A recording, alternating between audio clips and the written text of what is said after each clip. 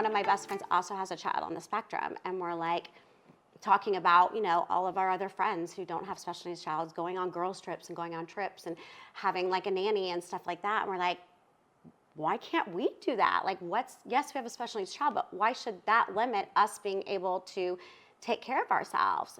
And I realized, like, I'm going to be taking care of my child for the rest of her life, the rest of my life, that I can take care of her. And if I don't start taking care of myself, I'm not going to be able to take care of her. So it appears, right, that I did it sort of for myself, but the underlying thing is like, I can't be here for my daughter if I don't take care of myself. And so that really started the journey. It was sort of like motivating. Airplane, right? Exactly. Put on your exactly. Yeah, your oxygen mask is like whatever, but people are like, no. But it's true. I obviously getting older, as we all do, right? And it's not going to get easier for me to care for her as I get older and as she gets older. So I was like, you know what? I need to take care of myself. And also another thing that I realized was if I'm the only one that can take care of her, what happens if something happens to me tomorrow? She has an amazing dad, but a dad is not a mom or, a female, role model and figure in her life. And so I was like, I need to have more people that can support her too, which is where the center came in. I thought, well, she's getting that and has all of that other support. That's great, and I can support that support, but that does give me also, right, a little bit of time, right, to take care of myself. And so that was my journey. Started just taking care of myself, started having more friends, doing more things, and realized when I was taking, I am a fabulous mother, but doing that just really gave me that space then when I was really there with my daughter to be more present and to be an even better mom than I was before. And so it was like a win-win for everybody. It was also a situation where her dad too, like I was doing everything, and even though he wanted to and whatever, I was like, no, I've got it. Like that transformation and that change for me too allowed him to step in more and bond more with her. And it was just like a beautiful thing. I always say like this, the universe supports what supports it, right? So as I was taking care of myself, all these other beautiful gifts and things evolved, which was better for the overall system. And then I got my time. So sort of when it's, difficult when you have a special needs child. It can take a lot on a relationship. Also, like when you want to travel or something like that, if you don't have someone that you're comfortable leaving with your child with, it's a challenge. It's a big challenge. The statistics are higher for people that have special needs children getting divorced than they are for the general population. We already know what the general population is already high. So went through, a divorce and was like, okay, now what? It's like I did all this for my daughter. I have all this here. Things are going great. Like, what's my journey?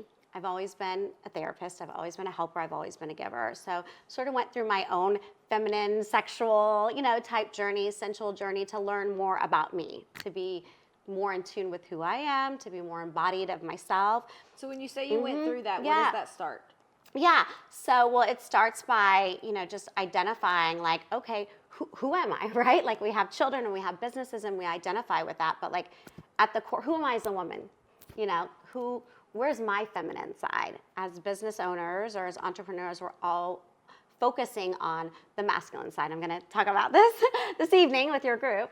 But it's all like we're hustling and it's all this masculine stuff. And it's like, wait, I love to sing and dance and paint and go with the flow and tap into, those were all the feminine energies that I had that I wanted to tap into.